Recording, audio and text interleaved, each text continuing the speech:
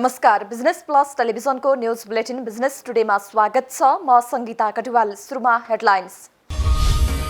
आइतबार शेयर बजार परिसूचक नेप्सेमा दोहोरो अङ्कको वृद्धि। नेप्से 12.49 अङ्कले बढेर परिसूचक 1648.58 अङ्कमा 198 कम्पनीका 3 अर्ब 52 करोड बढीको कारोबार।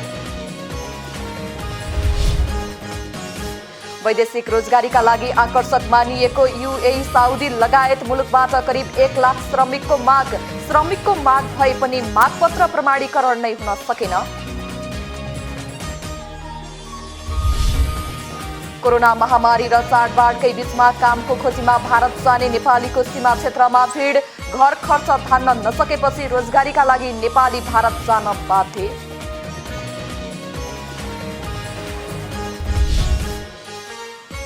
यस वर्ष तिहारमा देउसी भैलो खेल्ने अवस्था नभएपछि मादल व्यवसाय चौपट। तिहारको बेला भ्याइ नभ्याइ हुने मादल व्यवसायीहरू व्यापार नै शून्य भएपछि फुर्सदमा।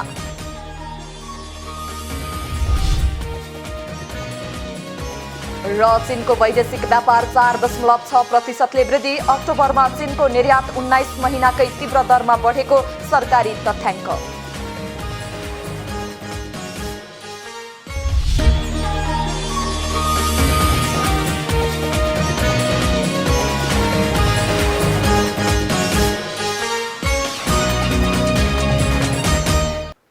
बिजनेस टुडेको सुरुमा शेयर बजार सम्बन्धी न्यूज। केही दिन सुस्त बनेको शेयर बजारमा फेरि आइतबार दोहोरो अङ्कको वृद्धि भएको छ। आइतबार नेप्से सूचक दोहोरो अङ्कको बढोत्तरी हुँदा 3.5 अर्ब बढीको कारोबार भएको छ। बैंकिङ र विकास बैंक समूह बाहेक सबैको सूचक उकालो लागेको छ। साताको पहिलो कारोबार दिन नेप्से परिसूचक दोहोरो अङ्कले बढेर बन्द भएको छ। नेप्से 12.49 अङ्क बढेर 1648.58 बिन्दुमा पुगेको हो। त्यसैगरी सेन्सिटिभ इन्डेक्स 1.57 अङ्क बढेको छ।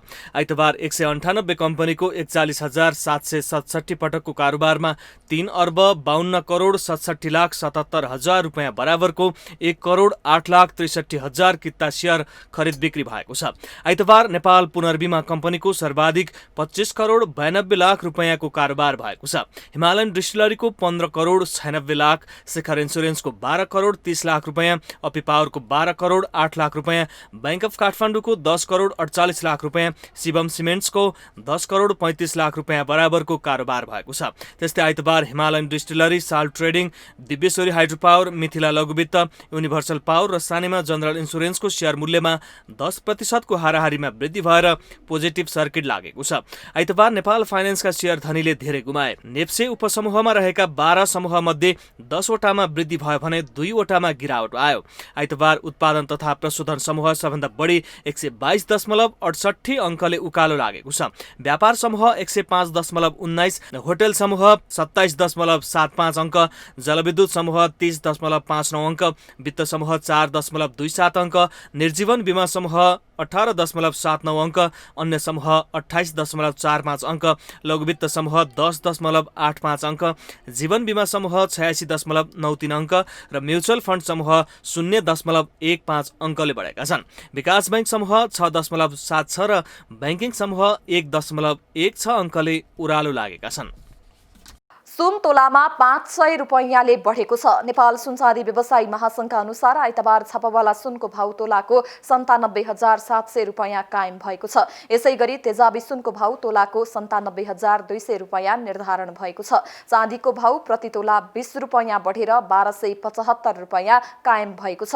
यसअघि शुक्रबार छापावाला सुन तोलामा 1,000 रुपैयाँ बढेर 97,200 रुपैयाँ कायम भएको थियो। यसै गरी तेजाबी सुनको भाउ तोलाको 96,700 रुपैयाँ निर्धारण भएको थियो। चाँदी भने तोलाको 1,255 रुपैयाँ कायम भएको थियो। भारत सरकारले नेपाल सरकारलाई 28 वटा भेन्टिलेटर हस्तान्तरण गरेको छ। आइतबार स्वास्थ्य मन्त्री भानुभक्त ढकाललाई भारतीय राजदूत विनय मोहन क्वात्राले उक्त भेन्टिलेटरको स्याम्पल हस्तान्तरण गर्नुभएको हो। कोरोनाको संक्रमण बढ्दै गएका बेला एक देशले अर्को देशलाई सहयोगको आवश्यकता परेकाले सहयोग गरेको भारतीय राजदूत विनय मोहन क्वात्राको भनाइ थियो।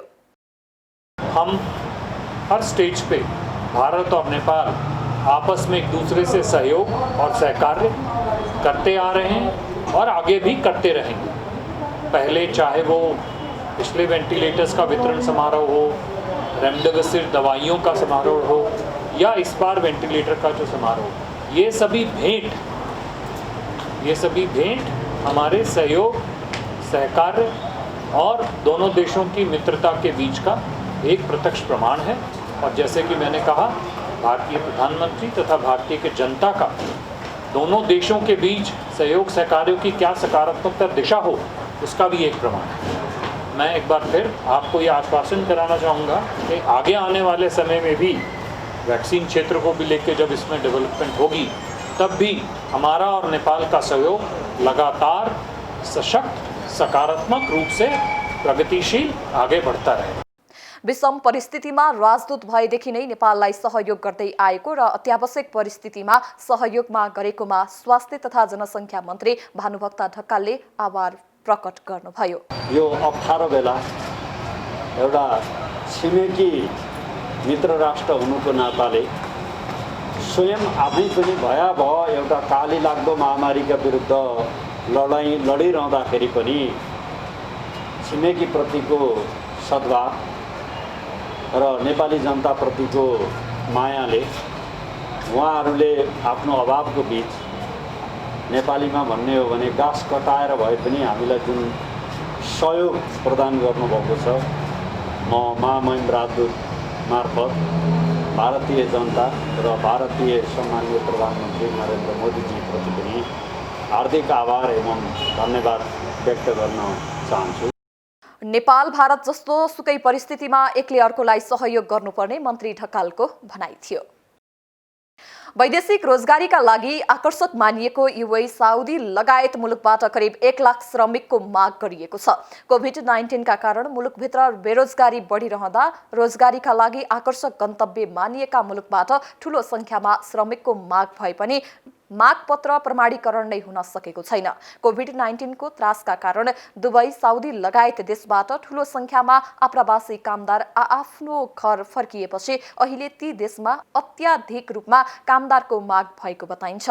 वैदेशिक रोजगार व्यवसायीहरूका अनुसार कोरोनाको त्रासका कारण केही समय कम्पनीहरू टाँट पल्टिएर कामदारहरूलाई घर फर्काउन बाध्य भए पनि अवस्था सामान्य उन्मुख भएसँगै ती देशबाट विशेषतः सेवा क्षेत्र अन्तर्गत हस्पिटल, होटल, सुपर स्टोर, निर्माण जस्ता क्षेत्रबाट कामदारको माग भएको छ। साउदीबाट मात्रै 50,000 को हाराहारीमा श्रमिकको माग भएको छ। त्यस्तै युए, ओमान, बहराइन लगायतका मुलुकको पनि साउदीकै हाराहारीमा श्रमिक पठाइदिन भनेका छन्। तर त्यहाँ स्थित नेपाली दूतावास तथा नियोगहरूले मागपत्र प्रमाणीकरण नै नगरिदिँदा समस्या उब्जिएको वैदेशिक रोजगार व्यवसायी संघले जनाएको छ।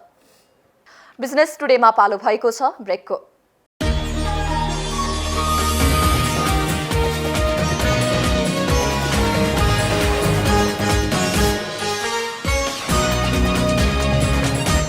बिजनेस टुडेमा पुनः स्वागत छ। अब बाँकी समाचार। बाँकीको नेपालगञ्ज रूपैडिहा सीमा नाकामा रोजगारीका लागि भारत जाने नेपालीहरूको भिड लागेको छ। दशैं मान्न घर आएका नेपालीहरू दशैं सकेपछि पुनः रोजगारीका लागि भारत जान थालेका हुन्। दशैं मनाउन घर फर्किएका नेपालीहरू दशैं मनाए लगत्तै रोजगारीको लागि फेरि भारततर्फ जान थालेका छन्। कोरोना कहरका बीच घर आएका नेपालीहरू खर्च धान्न नसकेपछि दशैं मनाएर रोजगारीको लागि भारत जान थालेका हुन्। नेपालमा रोजगारी नपाएको कारण दैनिकी कष्टकर भएपछि भारत जान बाध्य भएको उनीहरूको गुनासो छ। सरकारले रोजगारी दिएमा भारततर्फ नजाने उनीहरूको भनाइ छ। कोरोना महामारीको डर भए पनि खाना लगाउन र बालबच्चा पढाउनको लागि भारत जान उनीहरू बाध्य छन्। त्यही त सर, जो हाम्रो रोजगार प्रणाली रोजगार यताउति आउँथ्यो उयो समिति के गर्न खाइदिँदा काम गरे पनि पैसा भेटिँदैन। इन्डिया जाँदाखेरि सर जोको त्यो भेटिन्छ, त्यो हुनाले बालबच्चा त पाल्नै पर्यो सर, लुगा दिनै पर्यो सर, त्यही बिहे इन्डिया जाँदैछ। नेपाल सरकारको गुनासो त्यही त सर, आउने त्यो दर्शन गरिब जनतालाई देख्दै देखे त इन्डिया जान आवश्यकै थियो न सर। अब के गर्दा अब यस्तै हो, काम गर्नु पर्यो है, बालबच्चा पाल्नु लाग्यो, अब के गर्नु यस्तै त कमाउनु पर्यो बालबच्चा गर्नु लागि, अब के हो यस्तै हो सर। नेपाल सरकारले अब के गर्दैन, अब नेपाल सरकारले के गर्नु त अब। इन्डिया जानको लागि त गाउँपालिकाले कुनै कामहरू राम्रो तरिकाले युवा बेरोजगार प्रधानमन्त्री कृषि रोजगार भन्ने जस्तो कुराहरू एउटा देखावटी रूपमा मात्रै छ। गाउँमा कुनै चिज भएको देखिन्न। हामी जस्तोलाई अब गर्ने कि बालबच्चा पढाउनको लागि हातमुख जोड्नको लागि पनि बालबच्चा छोडेर लोग्ने स्वास्नी नै हामी कामको सिलसिलामा हिमाचल प्रदेशमा जाँदैछौँ। कोरोना महामारीका कारण सरकारले जारी गरेको स्वास्थ्य मापदण्डको धज्जी उडाउँदै भारत जाने भेट लागेको छ। तर जिल्ला प्रहरी कार्यालयले भने स्वास्थ्य सुरक्षाका मापदण्डहरू अपनाएर सीमा नाकामा आउने जानेहरूलाई सचेत गराइरहेको तथा विभिन्न अभियानहरू र कार्यक्रमहरू समेत भइरहेको जनाएको छ। होइन, यसमा तपाईँको जिल्ला कोरोना क्राइसिस म्यानेजमेन्ट समिति प्रमुख जिल्लाधिकारीज्यूको अध्यक्षतामा अब पटक हामी मिटिङ बसेर जिल्लालाई एउटा सुरक्षित र सुरक्षाका मापदण्डहरू प्रयोग गरेर कोरोनालाई नियन्त्रण गर्ने र यो जुन कोभिडको चाहिँ 19 यसलाई चाहिँ आउने जानेहरू र बाँकी जिल्लामा रहेका चाहिँ हरेक नागरिकले चाहिँ कोरोनाबाट चाहिँ नलागोस् भनेर विभिन्न खालका चाहिँ अभियान र प्रोग्राम पनि भइरहेका छन्। जिल्ला प्रहरी कार्यालय बाँकेले दशैं मनाएर भारततर्फ फर्कनेहरूको संख्या दैनिक 800 देखि 1000 को हाराहारीमा रहेको जानकारी दिएको छ, जसमध्ये 10% महिला छन्। बाँके सहकर्मी रविन्द्र घिमिरेको रिपोर्ट। यस वर्ष तिहारमा देउसी भैलो खेल्ने अवस्था नभएपछि मादल व्यवसाय चौपट भएको छ। कोरोना संक्रमणको जोखिमका कारण यो वर्ष तिहारमा गाउँका टोलटोलमा मादल बजाएर देउसी भैलो खेल्ने अवस्था छैन, जसको असर मादल व्यवसायमा पनि परेको छ। पोहोर वर्षहरूमा तिहारको बेला भ्याइ नभ्याइ हुने मादल व्यवसायीहरू व्यापार नै शून्य भएपछि अहिले फुर्सदमा छन्। त्यसो त अहिले ठूला चाडपर्व, स्थानीय मेला पर्वमा मादल बजाएर नाचगान गर्ने चलन पनि कम हुँदै गएको छ। कोरोनाले गर्दा चाहिँ तपाईको अहिले अब व्यापार एकदमै छैन, देउसुरी खेल्न नि पाइएन भनेर भने। अब जुन हामी यहाँ होलसेल नि गर्थ्यौँ, आफै बनाउने मान्छे हो हामी हैन, त्यसले गर्दा चाहिँ होलसेल अब अहिले होलसेल पनि छैन, रिटेल पनि अलिअलि यसो भने अहिले जुन कोरोनाले गर्दा चाहिँ धेरै नै कम भयो व्यापारमा, व्यापारै छैन भन्दा पनि भयो। कुलुले गत वर्षहरूमा 700 बढी मादल बिक्ने गरेकोमा यो वर्ष व्यापार निकै कम भएको बताउनुभयो। बजार नभए पनि मूल्यमा भने कुनै परिवर्तन नभएको व्यवसायी कुलुले बताउनुभयो। मादलको मूल्य गुणस्तर अनुसार 1300 देखि 8-10 हजारसम्म रहेको छ। 7 महिना बन्द रहेको पोखराको फेवा तालमा डुङ्गा चल्न थालेपछि पर्यटकहरूको चहल पहल बढेको छ। गत असोज 2 गतेबाट सञ्चालनको अनुमति पाए पनि सुरुवाती दिनभन्दा अहिले आन्तरिक पर्यटकहरूको चहल पहल बढेको हो। सुरुवाती दिनमा डुङ्गाहरू रित्तो हुने गरे पनि अहिले दिनकै 200 भन्दा बढी पर्यटकहरू फेवा तालमा डुङ्गाको मज्जा लिने गरेका छन्। विगत भन्दा संख्यात्मक हिसाबले कम भए पनि कोरोना जोखिमकै अवस्थामा आन्तरिक पर्यटन केही सन्तोषजनक छ। फेवा ताल बीचमा रहेको ताल बराही मन्दिर बन्द भए पनि डुङ्गाबाटै मन्दिर परिक्रमा गर्ने आन्तरिक पर्यटकहरूको चहल पहल भने बढ्दो छ। अहिले फेवा तालमा दैनिक 35 वटा डुङ्गा सञ्चालनमा छन्। अब यहाँ जस्तो मन्दिर बन्द छ, मन्दिर बन्द भने डुङ्गा बन्द गर्नु भएन, यातायातै बन्द गर्नु भएन, ट्याक्सी बन्द गर्नु भएन, बस बन्द गर्नु भएन, डुङ्गा बन्द गर्नु ठिक छ, मन्दिर बन्द भयो त्यो ठिक छ। तर सरकारले सहज गरिदियो भने यहाँ चाहिँ आन्तरिक पर्यटन पनि बढ्छ, डुङ्गालाई पनि राम्रो हुन्छ। फेवातालमा पर्यटक र डुङ्गा चालकहरूले स्वास्थ्य सुरक्षाका मापदण्ड अनिवार्य पालना गर्नुपर्ने हुन्छ। साबुन पानीले हात धुने र मास्क अनिवार्य गरिएको छ र तापक्रम नापेपछि भने लाइफ ज्याकेट लिएर डुङ्गामा बस्न दिने फेवा डुङ्गा व्यवसायी समितिले जनाएको छ। प्रयोगमा आइसकेका लाइफ ज्याकेटलाई सेनिटाइजर गरेर पुनः प्रयोगमा ल्याइने गरेको छ। डुङ्गामा भौतिक दूरी कायम गर्ने गरिएको छ। नेपाल भारत जोड्ने लमही कोइलाबास हुलाकी सडकको निर्माण सम्पन्न भएको छ। दाङको लमहीबाट 80 किलोमिटर टाढा रहेको कृष्णनगरबाट भारतको बाटो भएर कोइलाबास पुग्ने गरेका नागरिकहरू अहिले लमहीबाट 45 मिनेटमै कोइलाबास पुग्ने गरेका छन्। साथै नेपालबाट नेपालकै भूमिमा पुग्न पनि भारतको बाटो प्रयोग गर्नुपर्ने बाध्यताको अन्त्य भएको छ। कुनै समय नेपालको दोस्रो भन्सारको रूपमा चिनिएको कोइलाबास नाम मात्रको थियो। पूर्व पश्चिम राजमार्ग नबन्दा दाङ लगायत पहाडी जिल्लाका नागरिकहरू नुनदेखि सुनसम्म ल्याउनको लागि कोइलाबास हुँदै भारतसम्म जाने गर्थे। तर पूर्व पश्चिम राजमार्ग बनेपछि पनि पक्की बाटो नहुँदा कोइलाबास सुनसान बनेको थियो। बाटो नहुँदा सधैँ भारतको बाटो हिँड्नुपर्ने गढवा गाउँपालिका 8 कोइलाबासका स्थानीयहरूको दुःख नयाँ बनेको सडकले अन्त्य गरिदिएको छ।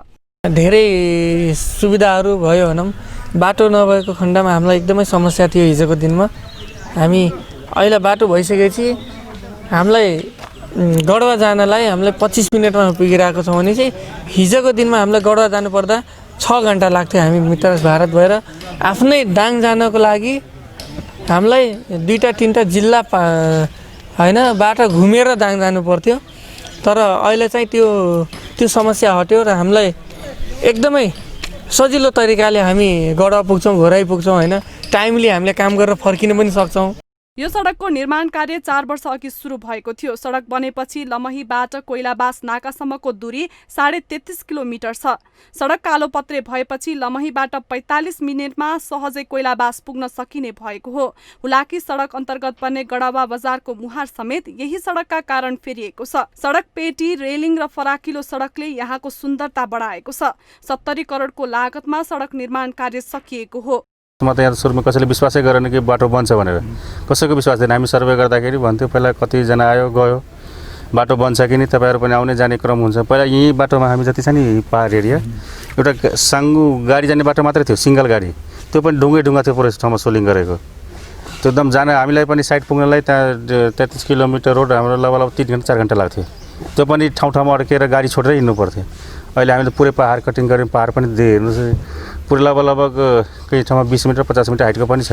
लमहीबाट कोइलाबासको दूरी 33.5 किलोमिटर मात्रै हो। लमहीबाट कृष्णनगर 80 किलोमिटर टाढा पर्छ। लमहीबाट नेपालगञ्जको दूरी 125 किलोमिटर छ। लुम्बिनी प्रदेशको स्थायी राजधानीबाट सबैभन्दा कम दूरीमा पर्ने नाका कोइलाबास रहेकाले नयाँ सडक र नाका दुवैको महत्त्व बढेको र यसले गर्दा व्यवसायीहरूलाई समेत फाइदा पुग्ने विश्वास गरिएको छ। यसलाई यो भन्सारलाई व्यापारिक रूपमा प्रयोग गर्न सक्दैनौँ। राज्यले गरेको यो लगानी, यो बाटोको लागि गरेको लगानी यसको सार्थकता हुने छैन र समग्र राप्ती अञ्चलको र लुम्बिनी प्रदेशको विकासको लागि पनि यो एउटा पर्यटकीय गन्तव्यको लागि स्वर्गद्वारी जाने एउटा मार्ग बन्न सक्छ र व्यापारिक हिसाबले पनि हामीले उत्पादन गरेका चिजहरूलाई भारत पठाउने, निकासी गर्ने र उताबाट आयात गर्नुपर्ने चिजहरूलाई ल्याउनको लागि पक्कै पनि यो बाटोले मुख्य भूमिका खेल्नेछ। बाटो निर्माण पश्चात आन्तरिक पर्यटकको वृद्धि पनि भएको छ। यस्तै स्थानीयले पनि बाटो बनेपछि आफ्नो काम समयमै गरेर फर्किन सकिने भएकाले सहज भएको बताएका छन्। यसले गर्दाखेरि धेरै राम्रो लाग्यो मलाई, किनभने अहिले कोभिडको कारणले गर्दाखेरि अब नाका पारी हामी जान नसक्ने अवस्था रहेछ होइन। त्यो कारणले गर्दाखेरि यसो हेर्दाखेरि भविष्यमा अब अहिले राजधानी पनि दाङमै भएको कारणले गर्दाखेरि भविष्यको दिनमा चाहिँ यो नाकाले अझ राम्रो यसले भनौँ न अब आवत जावतदेखि लिएर अब सामानहरू सबै चिजहरू आवत जावतको लागि अझ राम्रो हुन्छ जस्तो लाग्छ।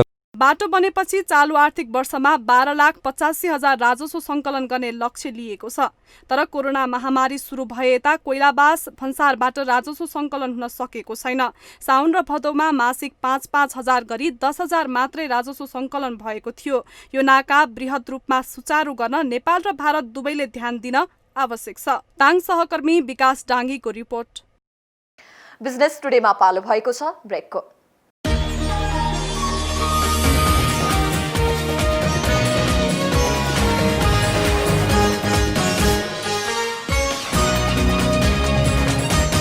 बिजनेस टुडेमा पुनः स्वागत छ। अब बाँकी समाचार।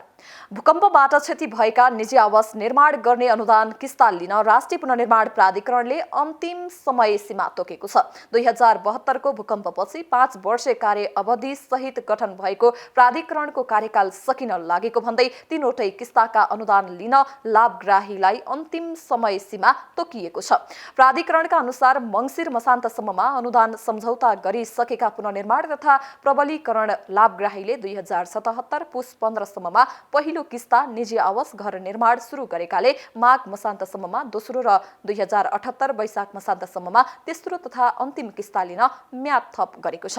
प्राधिकरणको कार्य अवधि नै सकिन लागेकोले यो नै अन्तिम समय सीमा हुने बताइएको छ। भूकम्पबाट क्षति भएका मध्ये 5 वर्षको अवधि हालसम्म 5,07,623 निजी आवास निर्माण भइसकेका छन् भने 7,10,268 घर निर्माणाधीन अवस्थामा रहेको प्राधिकरणको तथ्याङ्क छ। भूकम्पबाट निजी आवास गुमाएका लाभग्राही मध्ये हालसम्म 7,91,767 जनासँग अनुदान सम्झौता भइसकेको छ। लाभग्राहीको सूचीमा पर्नेको संख्या 8,66,060 रहेको छ। यस अनुसार अझै 74,293 जना लाभग्राहीसँग अनुदान सम्झौता हुन बाँकी छ। आइतबार अमेरिकी डलरको भाव घटेको छ। नेपाल राष्ट्र बैंकले आइतबारका लागि 1 अमेरिकी डलरको खरिद दर 118 रुपैयाँ 43 पैसा र बिक्री दर 119 रुपैयाँ 3 पैसा निर्धारण गरेको छ। यसअघि शुक्रबार 1 अमेरिकी डलरको खरिद दर 118 रुपैयाँ 73 पैसा र बिक्री दर 119 रुपैयाँ 33 पैसा निर्धारण भएको थियो।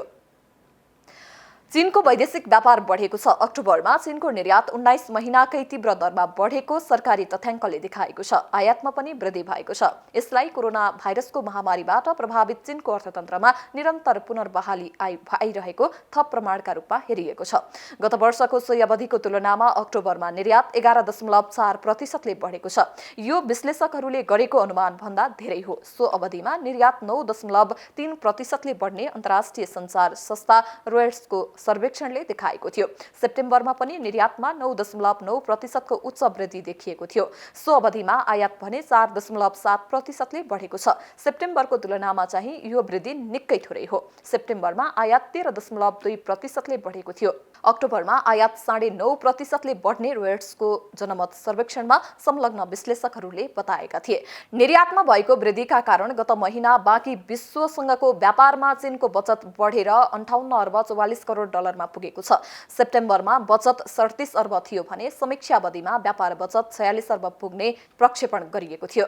अमेरिकासँगको व्यापार बचत पनि सेप्टेम्बरको 30 अर्ब 75 करोड डलरबाट बढेर अक्टोबरमा 31 अर्ब 37 करोड डलरमा पुगेको छ। कोरोना भाइरसको महामारी बीच मेडिकल आपूर्तिको माग उच्च रहेको र अन्यत्रको कारखाना गतिविधि घटेकोले चीनको निर्यात उत्थानशील भएको हो। बुलेटिनको अन्त्यमा अहिलेसम्मका हेडलाइन्स। आइतबार शेयर बजार परिसूचक नेप्सेमा दोहोरो अङ्कको वृद्धि। नेप्से 12.49 अङ्कले बढेर परिसूचक 1648.58 अङ्कमा 198 कम्पनीका 3 अर्ब 52 करोड बढीको कारोबार। वैदेशिक रोजगारीका लागि आकर्षक मानिएको युएई साउदी लगायत मुलुकबाट करिब 1 लाख श्रमिकको माग। श्रमिकको माग भए पनि मागपत्र प्रमाणीकरण नै हुन सकेन। कोरोना महामारी र चाडबाडकै बीचमा कामको खोजीमा भारत जाने नेपालीको सीमा क्षेत्रमा भिड। घर खर्च धान्न नसकेपछि रोजगारीका लागि नेपाली भारत जान बाध्य।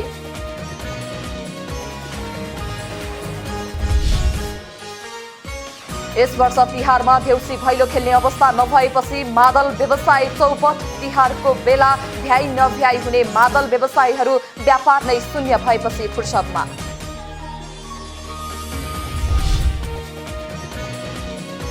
र चीनको वैदेशिक व्यापार 4.6% वृद्धि। अक्टोबरमा चीनको निर्यात 19 महिनाकै तीव्र दरमा बढेको सरकारी तथ्याङ्क।